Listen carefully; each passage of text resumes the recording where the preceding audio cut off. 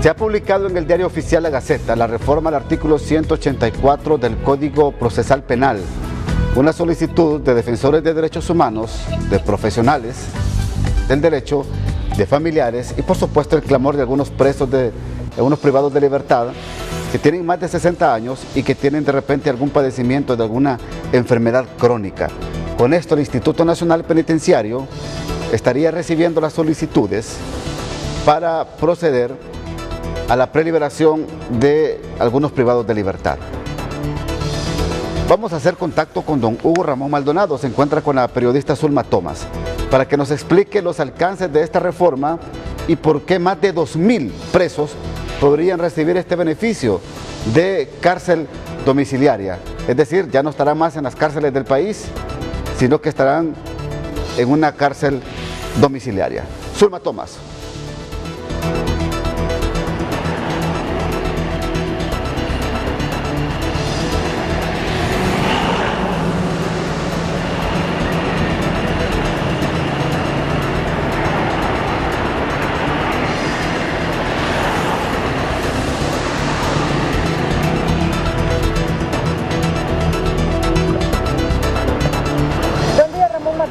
Efectivamente me encuentro con Hugo Maldonado, presidente del Comité para la Defensa de los Derechos Humanos. Bueno, informándonos, Hugo, que ya ha sido publicado en el diario oficial La Gaceta el artículo 184, pues que da pie a que algunos reos en el marco de esta pandemia puedan gozar de arresto domiciliario. ¿Van a estar ustedes vigilantes a que se dé cumplimiento a esto? Muchas gracias, buenos días Zulma, buenos días licenciado Matute, pueblo hondureño, familiares de los privados de libertad a nivel nacional. Tenemos este día la buena noticia que ya fue publicada la reforma al artículo 184 en el diario oficial La Gaceta con número 35.279.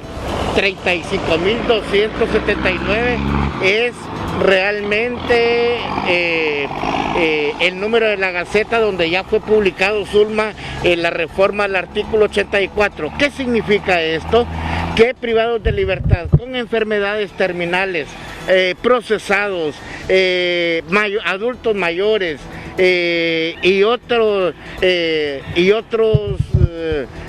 preliberación, etcétera, van a poder solicitarle sus apoderados legales, la defensa pública, un cambio de medida.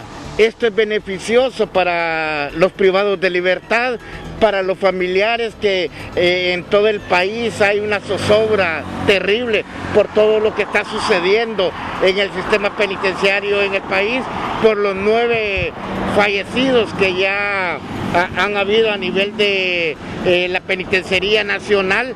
7 de ellos, de los que fallecieron, pudieron haber optado a este beneficio que les da la reforma al artículo 184, y creemos, licenciado Matute, y queremos en nombre del Comité de Derechos Humanos agradecer a Televicentro, a ustedes, porque a través de este espacio nos ayudaron para que hoy fuera una realidad esta reforma, licenciada Zulma.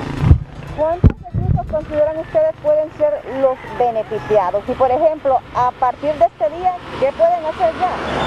Es correcto, mire, nosotros presumimos que puede hacer entre unos 2.000, 2.500 privados de libertad a nivel nacional.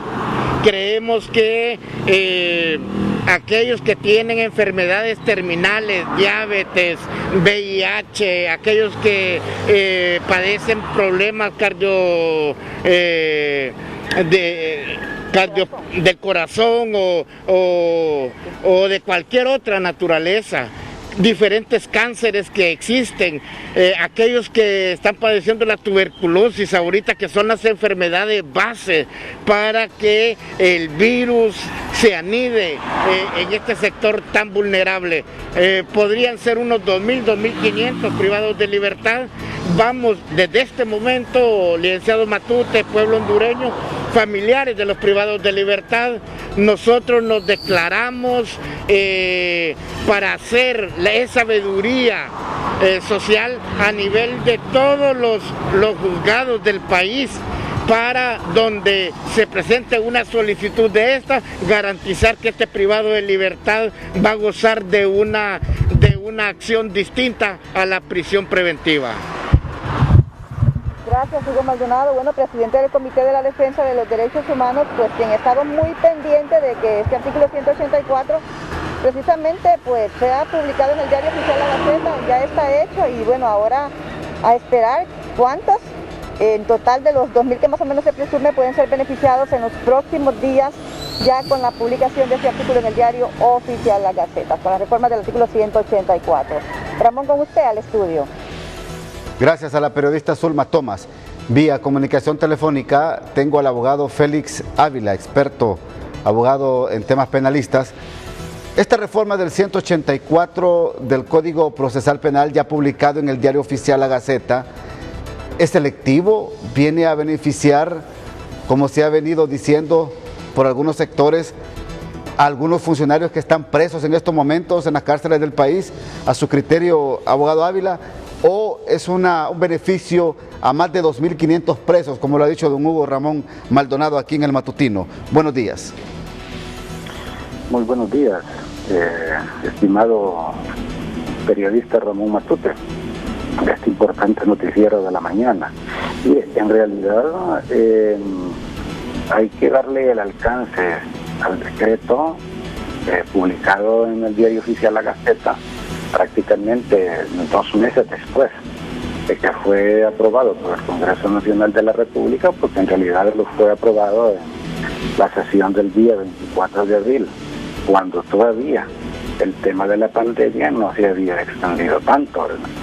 Y obedece varios factores, ¿verdad? Aquí hay que ampliarlo muy bien el razonamiento, porque va más allá simple y sencillamente de lo que dijo el señor Maldonado, que está bien dicho, pero hay que decirlo un poco más allá, ¿verdad? Porque el decreto además no solo reforma el artículo 184 del Código Procesal Penal, que viene a establecer un régimen procesal conforme a lo que antes establecía prácticamente el Código Procesal Penal en sus inicios, conforme a sus principios de respeto al derecho a la libertad y a los convenios internacionales en materia de derechos humanos, es decir, que la prisión preventiva sea una medida cautelar más, sí, la más gravosa, y que por lo tanto solo debe de imponerse de manera excepcional. Lo que pasa es que ese artículo fue reformado en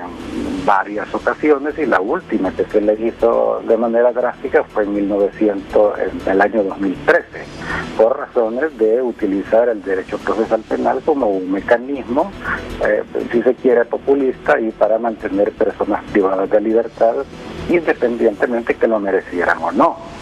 Entonces, ese es el componente número 1 del decreto el decreto 36/2020, pero además el decreto tiene varios artículos transitorios. Esto quiere decir que el artículo reformado 184 es cómo queda el Código Procesal Penal. Hay que explicarle bien a las personas que tienen varios artículos transitorios que, tal como lo dice la norma, en efecto, que es la norma nueva que acaba de publicar la Gaceta, solo van a ser temporales. Entonces, por medio de la aplicación del artículo 184, ya reformado como está, los jueces tienen la libertad para modificar las prisiones preventivas, incluso de oficio, a petición de parte, en todos los casos aquellos, excepto la partecita que todavía el Congreso de la República no tuvo, por decir así, lo voy a decir, la voluntad, pues, o como quiera, de decirlo claramente como era la idea original, o sea, la redacción original del código, y siempre dejó ahí un problema con temas de narcotráfico, la violación y esos delitos que por razones de política criminal el Estado pues no lo deja así, que sí, no se pueda solicitar la reforma. Pero además de eso, y en esto es en lo que el señor Maldonado mencionaba, es el tema de porque el titular ahí dice de preliberación, pero no tiene nada que ver de esto con preliberación, sino que es una cuestión de índole humanitario ya. cuando en los artículos transitorios habla de que pueda también, independientemente que cumplan o no con los criterios del artículo 184, obviamente no se va a dejar morir o enfermar personas allí, y ordena, por supuesto, a que los jueces pongan en libertad en arresto domiciliario, sí, pero esto será nada más aquellos que no cumplen los requisitos para que, conforme el 184 se les pueda otorgar su libertad, podrán ser excarcelados de una manera temporal, ¿verdad? Ojo con la aplicación de esta reforma, porque obviamente tiene dos componentes y obedece precisamente, por una parte, a las recomendaciones que el Sistema Interamericano de Protección de los Derechos Humanos a Honduras le viene haciendo desde hace mucho tiempo, porque Honduras, con este artículo 184, tal sí, como lo tenía, estaba violando las convenciones internacionales de derechos humanos. Y desde mi punto de vista, obviamente no tiene ningún mensaje, nada más que simple y sencillamente resolver el problema de hacinamiento y evitar muertes como las que ya ocurrieron allá en los centros penitenciarios.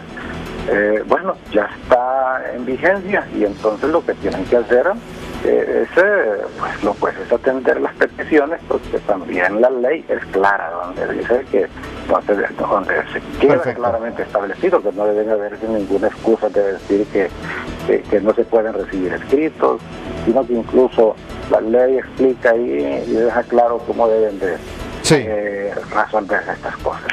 perfecto. ¿Pregunta? No, suficientemente amplio y muy claro usted en su apreciación esta mañana en el matutino, abogado Félix Ávila. Gracias por atendernos aquí en TN5 Matutino.